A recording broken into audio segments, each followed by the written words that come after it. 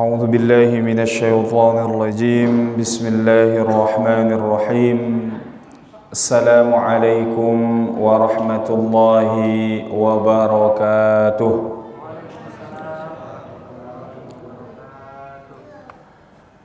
إن الحمد لله نحمده ونستعينه ونستغفره ونعوذ بالله من شرور أنفسنا ومن سيئات أعمالنا ما يهد الله فلا مضل له ومن يضلله فلن تجد له وليا مرشدا أشهد أن لا إله إلا الله وحده لا شريك له وأشهد أن محمدا عبده ورسوله لا نبي بعده أما بعد رب اشرح لي صدري ويسر لي أمري واحلل عقدة من لساني يفقهوا قولي اللهم علمنا ما ينفعنا وارزقنا علوما تنفعنا في الدين والدنيا والآخرة اللهم إنا نسألك علما نافعا وعملا متقبلا ورزقا واسعا حلالا طيبا اللهم أعنا على ذكرك وشكرك وحسن عبادتك بسم الله الذي لا يضر مع اسمه شيء في الأرض ولا في السماء وهو السميع العليم رضينا بالله ربا وبالإسلام دينا وبمحمد نبيا ورسولا. Ma'asyiral muslimin, Bapak Ibu sidang jamaah salat maghrib Masjid Al-Kautsar yang dirahmati Allah Subhanahu wa taala. Tadi saya baru pulang dari Al-Kautsar juga, di pondok pesantren, pondok modern Al-Kautsar di Jalan Hang Tua Ujung kilometer 6,5. Itu tempat kami dulu sekolah. Tadi ada undangan, salah seorang ustadz kami ada anaknya yang khitan dan mengadakan syukuran. Jadi kalau ke sini ke Al-Kautsar ni serasa kembali ke pondok. Alhamdulillahirabbil alamin, bersyukur kepada Allah Subhanahu wa taala atas limpahan nikmat dan karunia serta kasih sayang yang Allah berikan kepada kita, nikmat kesehatan sehingga dapat sama-sama kita hadir di masjid yang kita cintai di malam yang penuh dengan keberkahan, Lailal Jum'ah Al-Mubarakah, malam Jumat yang diberkahi oleh Allah. Dikatakan min alamati husnil khatimah, di antara tanda-tanda ciri-ciri orang yang meninggal dalam keadaan husnul khatimah, wafatnya di malam Jumat atau di hari Jumat. Mudah-mudahan kita diwafatkan oleh Allah dalam keadaan husnul khatimah insyaallah taala. Bersalawat kepada Nabi kita Muhammad sallallahu alaihi wasallam. Allahumma salli ala sayyidina Muhammad wa ala ali sayyidina Muhammad. Assalamu alayka ya Rasulullah. Mudah-mudahan kita senantiasa memperbanyak salawat dan salam kita kepada Nabi kita, kekasih kita Nabi Muhammad sallallahu alaihi wasallam. Bapak Ibu yang dirahmati Allah Subhanahu wa taala, nampak ibu-ibu agak berkurang ya. Tapi sekarang ini di mana-mana masjid agak berkurang jamaah. Banyak yang sakit ya. Karena banyak orang demam, pilek, batuk-batuk. Nah, kalau pergi rumah sakit swab positif tuh dibuat. Nah, karena memang ya seperti itu juga sekarang nih, demam, pilek, batuk. Itu sebenarnya dulu-dulu kita juga kalau batuk pilek ada alat pengeceknya itu dari dulu sudah positif ya. Nah, kita berdoa kepada Allah insyaallah mudah-mudahan Allah Subhanahu wa taala beri kita kekuatan dan kesehatan insyaallah. Bapak Ibu yang dirahmati Allah Subhanahu wa taala, melanjutkan kajian pada kitab Nasaihul Ibad, sudah sampai di makalah atau ungkapan untaian nasihat yang ke-28. Tadi buku saya cari tertinggal rasanya. Jadi saya lupa ini kita sampai di mana. Saya buka YouTube-nya Ustadz Rangga nih. Nah, ini saya lihat di situ makalah yang ke-26 dan 27. Nah, berarti malam ini yang ke-28. Nah, insyaallah beliau dapat pahala ya. Cara beliau mendapatkan pahala seperti itu, merekam kemudian masukkan di YouTube, orang menonton, insyaallah orang dapat ilmu ya, beliau dapat pahalanya insyaallah. Makalah yang ke-28 ini sudah akan selesai bagian yang pertama yang berpasangan dua-dua. Di dalam kitab ini tuh sengaja memang disusun oleh ulama kita, yakni Al-Imam Ibnu Hajar Al-Asqalani, ya, dalam kitab beliau Al-Munabbihat 'ala al-Isti'dad li Yaumil Ma'ad. Ini judul asli kitabnya, kemudian diterangkan karena di situ bahannya bentuk makalah, ungkapan hadis Nabi, tetapi dijelaskan kemudian oleh Syekh Muhammad Nawawi Al-Bantani Al-Jawi yang beliau kasih judul bukunya kemudian Nasaihul Ibad, nasihat-nasihat bagi hamba Allah Subhanahu wa taala.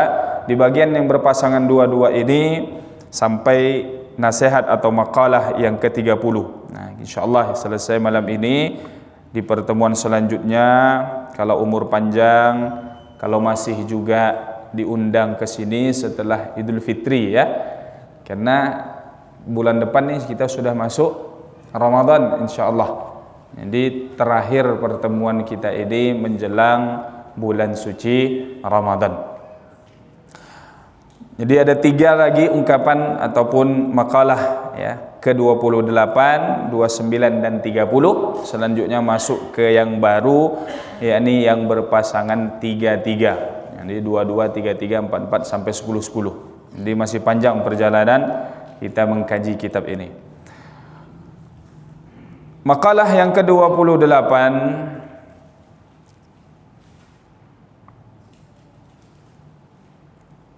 An Abi Bakrin, dari Abu Bakar, tetapi bukan Abu Bakar As-Siddiq radhiyallahu anhu arda. Di sini dikatakan Dulafi bani Jahdadin atau Jahdarin. Di nama aslinya Dulafi bani Jahdarin, atau lebihan dikenal dengan Abu Bakar Asy-Syibli. Ini beliau kalau disebut Abu Bakar Asy-Syibli, ini lebih dikenalnya dengan gelarnya Abu Bakar Asy-Syibli rahimahullahu taala. Semoga Allah merahmati beliau. Baghdadiyul Maulid. Beliau lahirnya di kota Baghdad yang ada di Irak. Wal mansya, lahir di sana, besar di sana, tumbuh pun di sana. Ya, maknanya dari kecil sampai dewasa berada di kota Baghdad. Sahib al-Junaid. Jadi beliau berkawan dengan Junaid al-Baghdadi. Nah, ini kita dengar di antara kalangan ulama sufi, ya. Beliau Junaid al-Baghdadi. Kemudian Malikiyul Madhab, di madhabnya mengikut Imam Malik bin Anas rahimahullahu ta'ala. Asha 87 sanah, umurnya sampai 87 tahun. Nah, kalau 87 sudah termasuk orang yang panjang umurnya. Kalau sudah melewati umur Nabi, sudah dikatakan sudah termasuk orang yang panjang umurnya. Wa mata sanata 34 wa 300. Ya, berarti wafatnya di tahun 334 Hijriah. Wa qabruhu bi Baghdadin. Kuburannya, makamnya juga ada di Baghdad. Jadi beliau lahir di sana, besar di sana, tumbuh di sana, dewasa di sana, juga meninggalnya di kota Baghdad itu sendiri. Wa huwa min 'uzama'il 'arifina billahi ta'ala. Abu Bakar Asy-Syibli dikatakan di antara orang-orang yang pembesar, al-arif billah, orang yang mengenal Allah Subhanahu wa taala. Maknanya mengenal di sini tahu Allah Subhanahu wa taala Maha Adil. Maka ketika terjadi sesuatu dalam hidupnya, dia pasti yakin inilah bentuk maha adilnya Allah Subhanahu wa taala. Begitu seterusnya, semuanya sifat-sifat Allah Subhanahu wa taala diyakininya kemudian dalam kehidupannya. Mana mengenal Allah, tahu Allah yang maha berkuasa, Allah yang maha memberi, Allah pula yang menghidupkan, mematikan, dan seterusnya. Beliau termasuk min uzama, pembesar al-arifina billahi ta'ala, yang mengenal ma'rifah kepada Allah. Qala, beliau berkata, fi munajatihi, dalam munajatnya, maknanya dalam dia bermunajat kepada Allah Subhanahu wa taala, menyampaikan hajat permohonannya kepada Allah Subhanahu wa taala. Ilahi, beliau kata, ilahi inni uhibbu an ahaba laka jami'a hasanati ma'a faqri. Ya Allah, aku senang, sungguhnya aku ini sangat senang, sangat bahagia memberikan ataupun menghadiahkan, menghadapkan, mempersembahkan seluruh kebaikan-kebaikan yang aku miliki, ketaatan-ketaatan yang aku kerjakan, ma'a faqri, meskipun aku sadar aku ini fakir dalam ketaatan, fakir dalam kebaikan. Maknanya tidak ada apa-apa, belum berapa yang amal ataupun ketaatan yang kita kerjakan. Dan ini yang termasuk beliau sampaikan. Inni uhibbu an ahaba laka jami'a hasanati ma'a faqri. Maka kita sering dengan ulama-ulama kita kalau menulis namanya menyebutnya al-faqir. Orang yang fakir, maknanya dia kekurangan sedikit amal solehnya. Mana pula kadang al-faqiru ila afwi rabbih, orang yang fakir dan butuh kepada ampunan Rabbnya, penciptanya Allah Subhanahu wa ta'ala.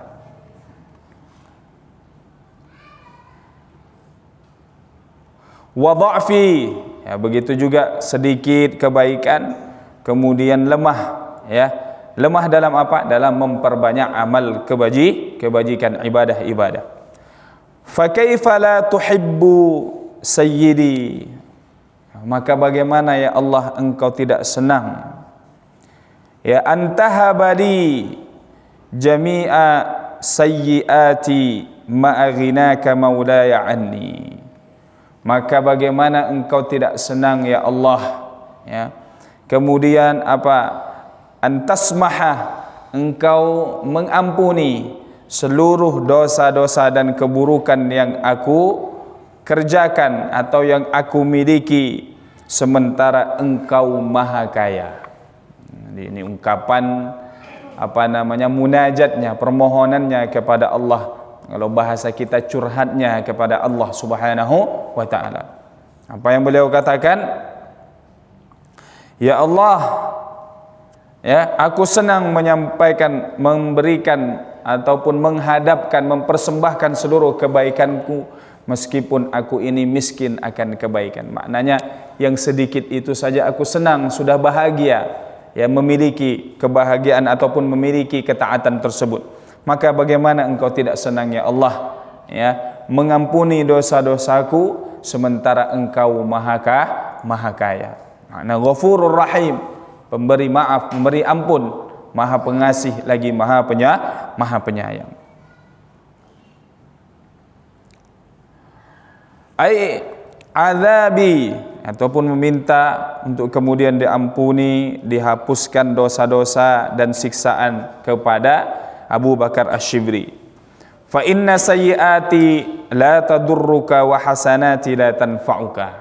Sementara dosa-dosaku ini tidak berbahaya bagimu ya Allah, dan kebaikanku yang ada yang aku persembahkan itu tidak bermanfaat untukmu. Wa qad ajazani ba'dul fudala an aqra'a ba'da salatil jum'ati 7 marratin hadhihi al-abyat ats-tsalatsah.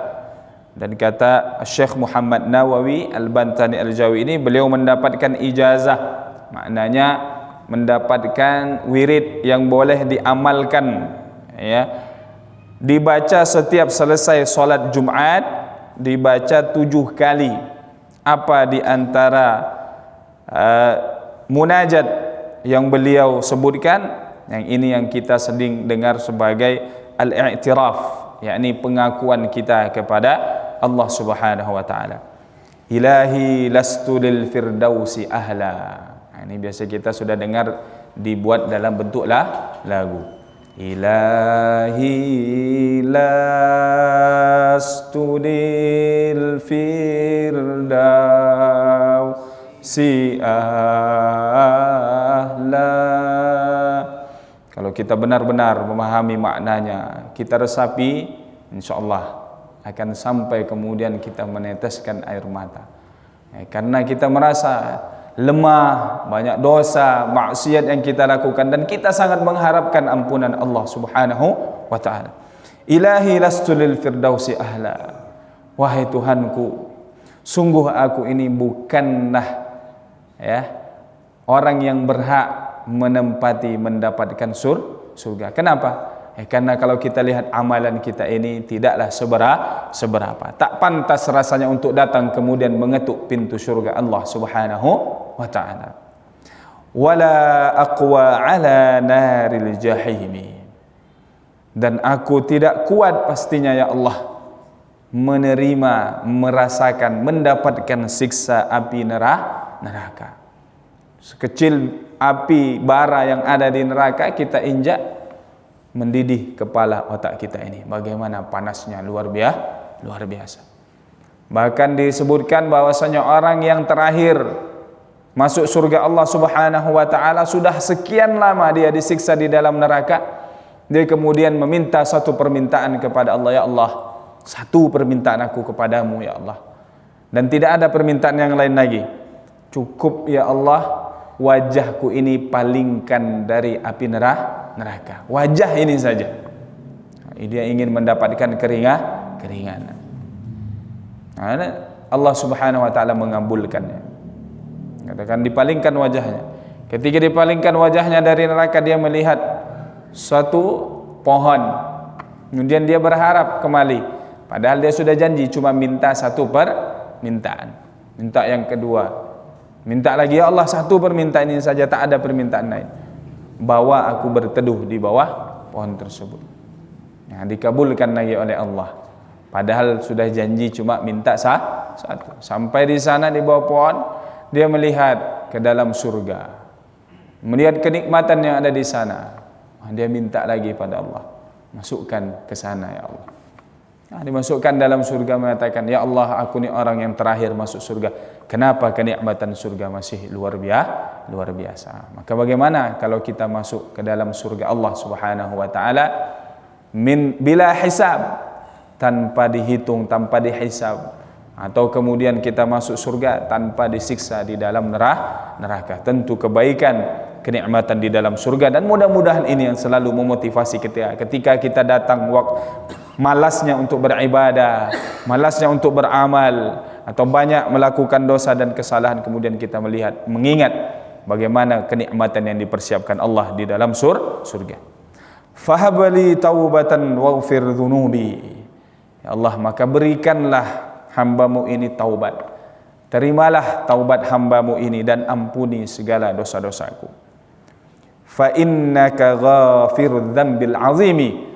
Karena sungguh engkau ya Allah Maha pengampun terhadap dosa-dosa yang besar.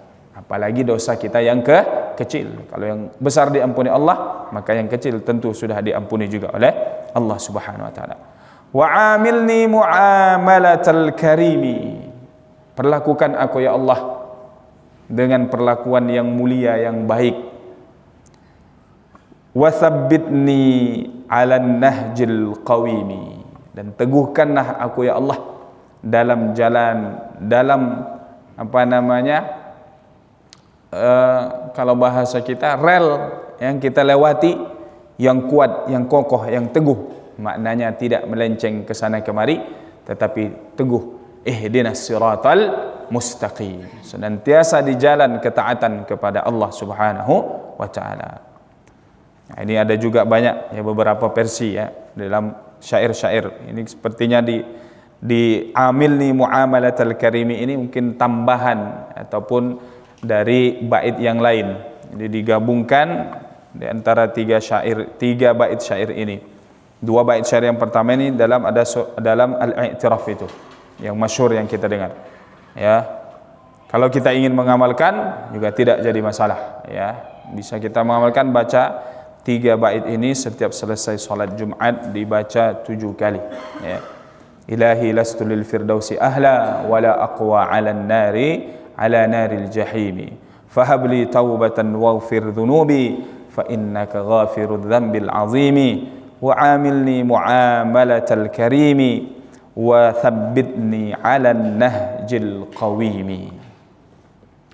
Hikayah disebutkan kisah yang mengisahkan tentang Abu Bakar Asy-Syibli, yang menunjukkan bukti bagaimana Abu Bakar Asy-Syibli ini min uzama'i al-arifina billah, di antara pembesar orang-orang yang dekat kenal kepada Allah Subhanahu wa taala. Apa kisahnya? Qadima Asy-Syibli ala Ibni Mujahid. Dikisahkan ya, Abu Bakar Asy-Syibli ini pernah mendatangi kemudian berjumpa dengan Ibnu Mujahid. Lalu kemudian Ibnu Mujahid ini merangkulnya, ya, memegang bagian apa bahasa kita, tengkuknya ini. Kemudian lalu apa? Wa qabbala baina ainaihi. Maka kemudian Ibnu Mujahid kemudian mencium di antara 2 matanya ini, atau daerah sini, ya, keningnya di sini. Dicium oleh Ibnu Mujahid. Fasu'ila an dzalika. Maka Ibnu Mujahid ditanya, ya, kenapa engkau melakukan ini? Kenapa engkau mencium, ya, bagian di antara 2 matanya Abu Bakar Asy-Syibli? Kata Ibnu Mujahid, saya melihat Rasulullah sallallahu alaihi wasallam dalam mimpi. Ini kalau orang-orang soleh bertemu dengan Rasulullah, bermimpi bertemu dengan Rasulullah, maka pertemuannya itu benar. Kenapa? Karena setan, iblis, jin tak bisa menyerupai Rasulullah sallallahu alaihi wasallam. Saya melihat dalam mimpi saya bertemu dengan Rasulullah, dan Rasulullah pun melakukan hal yang sama kepada Abu Bakar Asy-Syibli dalam mimpi saya itu. Faqama an-nabi alaihi salatu wassalam ilaihi wa qabbala baina ainaihi. Rasulullah berdiri kemudian melakukan hal yang sama kepada Abu Bakar Asy-Syibli, mencium di antara 2 matanya atau daerah keningnya di sini. Kemudian faqultu, maka kata Ibnu Mujahid dalam mimpinya itu berkata kepada Rasulullah, ya Rasulullah, ataf'alu hadza bisyibli? Ya Rasulullah, engkau melakukan seperti ini, maknanya memuliakan seseorang, yakni Abu Bakar Asy-Syibli ini. Qala na'am, maka kata baginda Rasulullah, iya. Innahu lam yusalli fariidatan illa wa huwa yaqra'u khalfaha laqad ja'akum rasulun min anfusikum. Kata baginda Rasulullah, karena dia ini Abu Bakar Asy-Syibli tidak pernah dia salat, yakni salat 5 waktu, kemudian selesai dia salat, dia selalu mengamalkan membaca ayat yang menyebutkan laqad ja'akum rasulun min anfusikum. Jadi dia selalu membaca ayat ini. Laqad ja'akum rasulun min anfusikum azizun 'alaihi ma 'anittum harisun 'alaikum bil mu'minina raufun rahim. Raufur rahim. Jadi ini biasa disebut, dibaca, sering membaca ayat ini kalau peringatan Maulid Nabi, karena menyebutkan laqad ja'akum rasulun min anfusikum, telah datang rasul dari kelompok kalian, dari diri kalian, yani dari apa namanya, ya, dari diri kalian sendiri, yakni mana, dari bashar ataupun dari kalangan manusia. Azizun 'alaihi ma 'anittum harisun 'alaikum bil mu'minina raufur rahim. Jadi dia sangat ingin, Rasul ini maknanya Nabi Muhammad sallallahu alaihi wasallam, ingin kita mendapatkan kebaikan, melakukan ketaatan. Raufur rahim, beliau berkasih sayang kepada kita. Jadi maknanya apa? Abu Bakar Asy-Syibli selalu ingat dengan Rasulullah, selalu menyebut ayat yang kemudian menyanjung Rasulullah sallallahu alaihi wasallam. Laqad ja'akum rasulun min anfusikum azizun 'alaihi ma 'anittum harisun 'alaikum bil mu'minina raufur rahim. Fa in tawallau faqul hasbiyallahu la ilaha illa huwa alaihi tawakkaltu wa huwa rabbul arsyil azim. Jadi ini bisa juga kita amalkan. Saya pertama dulu baca ini, kemudian saya amalkan juga. Baru teringat lagi ketika saya baca tadi, lupa entah kapan terakhir kemudian saya mengamalkan. Jadi kita kalau melakukan suatu amalan, kita amalkan terus, kemudian terputus, apa di antara penyebabnya? Kata para ulama, karena kita melakukan satu dosa. Nah, disebutkan tidaklah seseorang meninggalkan solat berjamaah, satu solat berjamaah, kecuali karena ada dosa maksiat yang dilakukannya. Maka begitu juga ketika kita ada kebaikan kita amalkan, terus kenapa kita melalaikan ataupun meninggalkan? Kata para ulama kita, disebabkan karena ada dosa yang kita lakukan.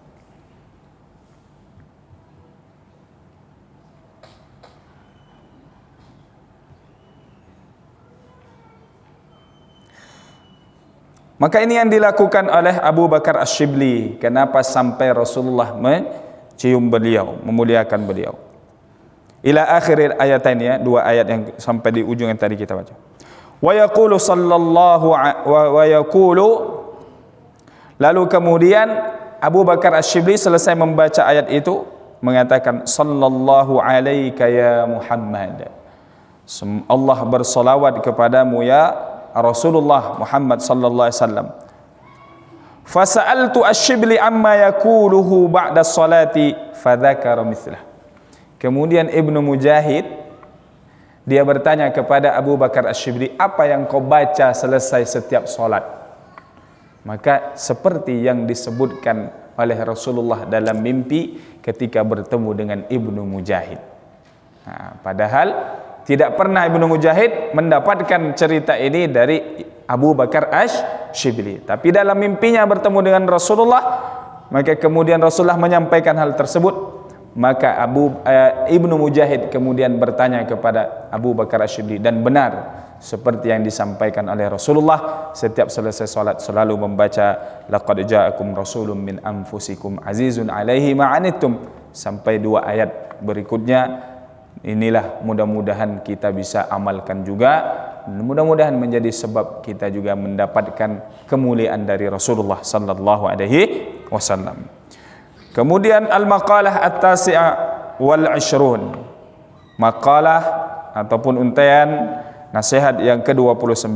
Qala ay Asy-Syibli, masih dari Abu Bakar Asy-Syibli. Beliau pernah mengatakan, idza aradta an tasta'nisa billah, kalau kau ingin dekat dengan Allah, hatimu selalu terpaut dengan Allah, dan kau tidak lagi lari, maknanya menjauh dari Allah. Allah itu kan qarib. Wa idza sa'alaka ibadi anni fa inni qarib. Wahai Muhammad, jika hambamu ataupun hambaku, umatmu bertanya kepadamu tentangku, katakan aku dekat. Ujibu da'watad da'i idza da'ani, aku jawab atau mengabulkan permintaan orang-orang yang berdoa kepadaku. Tetapi kita yang membuat jarak dengan Allah. Dengan apa? Dengan maksiat dan dosa yang kita lakukan. Apa yang kita lakukan kalau ingin hati kita dekat dengan Allah, ya, dan tidak menjauh, tidak lari dari Allah? Fastauhish nafsaka. Maka kata Imam Abu Bakar Asy-Syibli, maka hinakan dirimu. Maknanya jangan bangga pada diri kita, jangan menganggap kita ini sudah banyak amal solehnya, tetapi selalu lihat di kita ini pendosa, kita ini bukan siapa-siapa, kita ini masih jauh dari yang diharapkan. Amalan kita, ya, semuanya pokoknya yang buruk-buruk sifatkan pada diri kita. Maknanya agar kita kemudian tidak timbul rasa bangga pada diri kita. Maka itu diantara kunci disebutkan oleh Imam atau Abu Bakar Asy-Syibli. Ai faqta mawaddata nafsik. Nah, karena diantara yang mengganggu ibadah kita itu kalau kita cinta pada diri kita. Nah, ini diantara ujian yang berat juga. Kenapa? Karena ibaratnya musuh dalam selimut. Karena diri kita ini ya kita sendiri. Nah, bagaimana sifat diri kita? Ada namanya dia punya nafsul ammaratu bisu. Dia selalu menyuruh kita untuk melakukan keburukan. Maka dalam suatu ungkapan juga disebutkan, makalah sebelum-sebelumnya ini, Man tawahhama, siapa yang mengira atau ragu-ragu, anna lahu aduun a'da min nafsihi, dia punya musuh yang lebih daripada dirinya sendiri, faqad qallat ma'rifatuhu bi nafsihi, berarti dia tak kenal siapa dirinya sendiri. Dia belum kenal siapa jiwanya itu. Jiwanya selalu senang dengan yang mudah, dengan bersenang-senang, tidak mau memikul beban yang berat. Maka surga Allah ditutup dengan hal-hal yang tidak disenangi oleh jiwa kita. Sebaliknya, neraka Allah ditutup dengan yang disenangi oleh syahwat kita. Maka kalau kita melakukannya, berarti di baliknya itu ada neraka Allah Subhanahu wa ta'ala. Su'ila Asy-Syibli ba'da mautihi an hadihi fil manam faqala. Jadi ada kemudian orang yang bermimpi bertemu dengan Abu Bakar Asy-Syibli dan ditanya bagaimana kondisinya setelah dia meninggal. Maka dia menyebutkan qala Allahu li, Allah, ya. Atau bisa juga maknanya Abu Bakar Asy-Syibli pernah ditanya bagaimana kondisinya karena dia pernah bermimpi melihat keadaannya setelah dia meninggal. Dia menceritakan Allah bertanya pada dirinya, ya Abu Bakar, atadri bima ghafartu laka, apakah engkau tahu dengan apa aku mengampunimu, apa sebabnya? Maka kata Abu Bakar Asy-Syibli, bisolihi amali, dengan amal solehku. Kata Allah, tidak. Dengan ikhlasnya aku beribadah, tidak. Dengan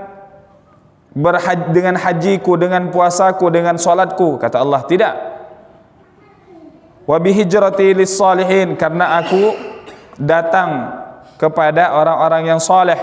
Wa li talabil ilmi, karena aku belajar menuntut ilmu, kata Allah, tidak. Maka kata Abu Bakar Asy-Syibli, fabima, kalau begitu dengan apa engkau mengampuni aku ya Allah? Maka kata Allah Subhanahu wa ta'ala, apakah kau ingat dulu engkau berjalan di kota Baghdad ini, kemudian di waktu musim dingin engkau mendapati anak kucing yang dia kedinginan, maka engkau mengambilnya, menghangatkannya. Maka dengan kasih sayangmu kepada hambaku, maka begitu juga aku berkasih sayang kepadamu. Nah, ini kata Allah Subhanahu wa ta'ala berdialog ataupun menanya kepada Abu Bakar Asy-Syibli, menyampaikan apa sebab dia kemudian mendapatkan ampunan Allah Subhanahu wa ta'ala.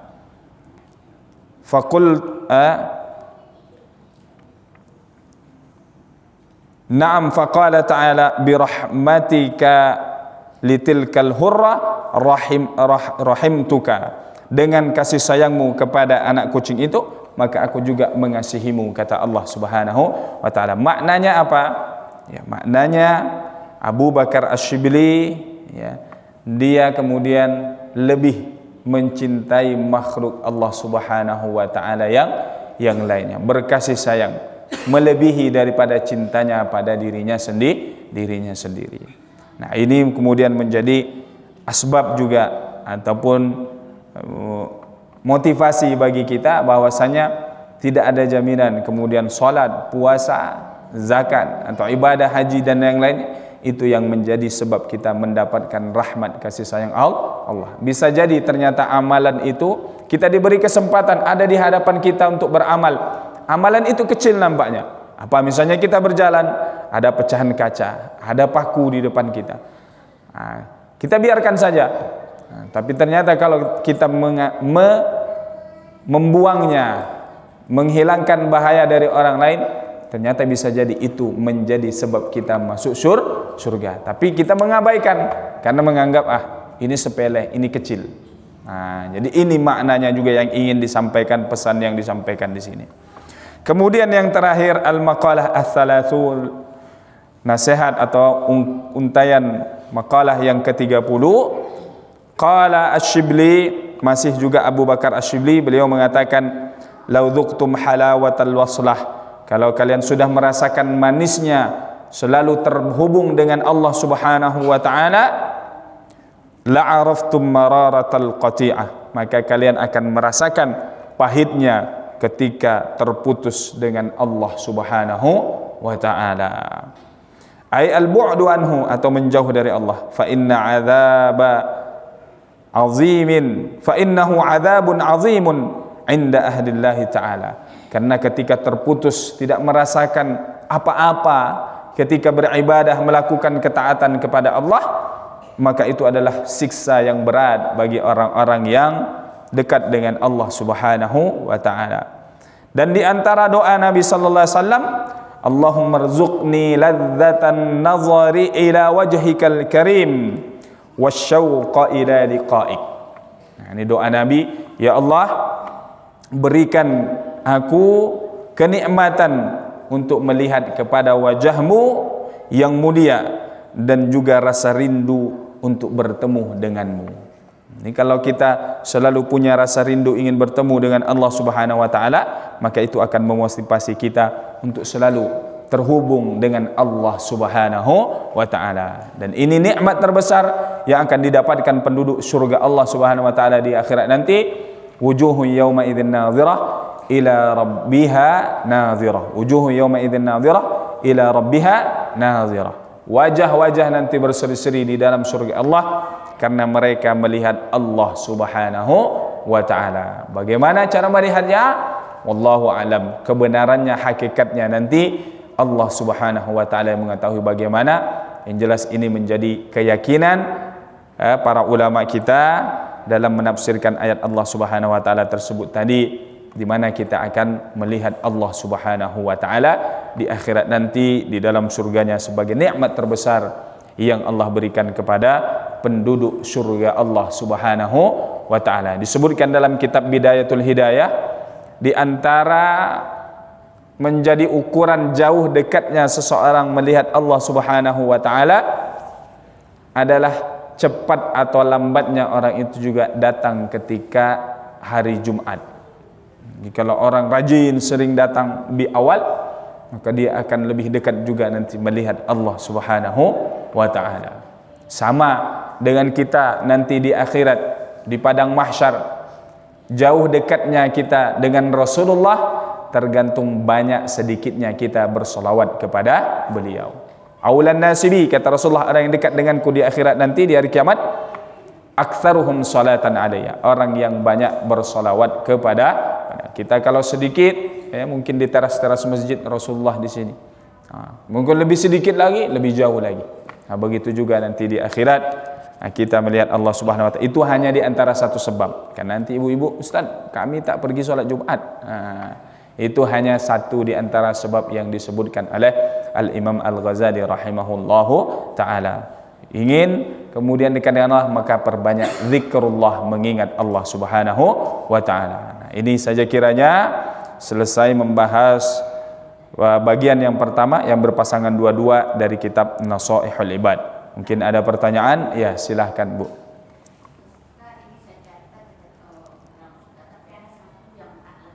Tuh.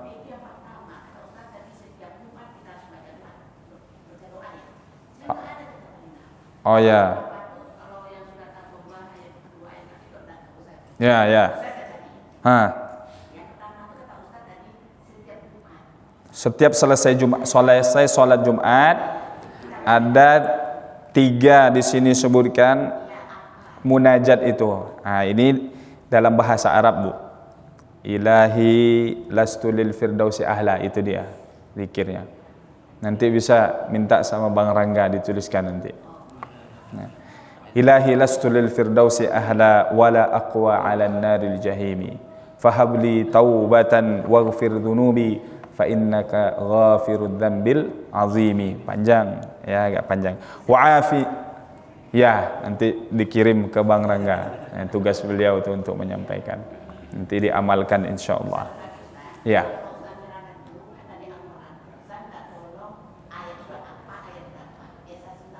Oke, insyaallah. Baik. Siap. Insyaallah, Bu. Alhamdulillah. Karena memang al-ilmu saydun wal kitabatu qaiduhu. Ilmu itu seperti binatang hewan buruan, cara mengikatnya dengan catatan. Ada lagi pertanyaan? Kalau tidak ada, Masih ada berapa menit lagi? Ya, sama-sama. Fadhal. Nah, Bang Rangga nanya. Sebagaimana Ustaz sampaikan, kalau misalnya kita melakukan amalan rutin, tiba-tiba kita tidak melakukan amalan rutin tersebut karena maksiat yang telah kita jalankan. Nah, bagaimana cara kita memulai lagi dari awal lagi amalan rutin tersebut yang mungkin telah kita berhenti untuk Ustaz? Ya, ketika kita ingat dan kita sadar itu, ya udah bismillah, kemudian ulang lagi. Diulang lagi, dikerjakan lagi. Diingat-ingat lagi amalan kita itu. Jadi apapun itu, ya kita memang ya seperti itulah. Ya, bahwasannya satu maksiat itu memang sangat berdampak pada ketaatan kita kepada Allah Subhanahu wa taala. Maka kemudian tidak salah ketika Al-Imam Al-Ghazali dalam kitab beliau Minhajul Abidin itu meletakkan anak tangga yang kedua untuk kita istiqamah beribadah adalah aqabatut taubah, selalu bertaubat dan beristighfar dalam setiap harinya, agar kemudian dosa kita dihapuskan oleh Allah. Karena kalau dosa dihapuskan, maka kemudian mudah cahaya hidayah Allah Subhanahu wa taala masuk ke dalam diri kita. Ini namanya at-tahliyatu qabla at-takhliyah. Kita ingin memasukkan air ke dalam botol ini, caranya apa? Kita harus membuang isi yang ada sekarang. Nah, kalau yang di dalamnya itu kotor, maka dibersihkan, dibuang, diganti dengan yang baru. Ibaratnya dosa kita itulah yang kotor itu, maka dia dibersihkan. Kalau masih ada, maka tidak akan masuk sesuatu yang baik, nur, cahaya dari Allah Subhanahu wa taala. Sama dengan mendapatkan ilmu juga. Harus ilmu itu adalah cahaya, adalah kebaikan. Wa nurullahi la yuhda li'asin, dan cahaya Allah tidak diberikan kepada orang yang bermaksiat. Ada anak rajin belajar tapi hilang hafalannya lagi karena melakukan dosa dan maksiat. Dan itu juga yang pernah dirasakan oleh Al-Imam Asy-Syafi'i, datang mengadu kepada gurunya, syakautu ila waqi'i su'a hifzi, saya datang mengadu kepada guru saya Imam Waqi' tentang susahnya, beratnya saya menghafal. Maka kata fa arsyadani ila talqil ma'asi, menasihatiku untuk meninggalkan maksiat. Li'annal ilma nurun, karena ilmu itu adalah cahaya. Wa nurullahi la yuhda li'asin, dan cahaya Allah tak diberikan kepada orang yang bermaksiat. Ini saja kiranya. Karena mau masuk Ramadan, kami minta maaf apabila selama mengisi kajian di hadapan Bapak Ibu semua ada kata-kata atau tingkah laku kami yang tidak pada tempatnya, dan sudah terlebih dahulu kami memaafkan kesalahan Bapak dan Ibu, dan rasanya tak ada yang salah dari jamaah yang biasanya ada salah dari ustadznya. Demikian, mudah-mudahan kita diberi kesehatan, umur yang panjang, dan dipertemukan dengan bulan suci Ramadan insyaallah taala. Demikian, mohon maaf sekali lagi. Wassalamualaikum warahmatullahi wabarakatuh.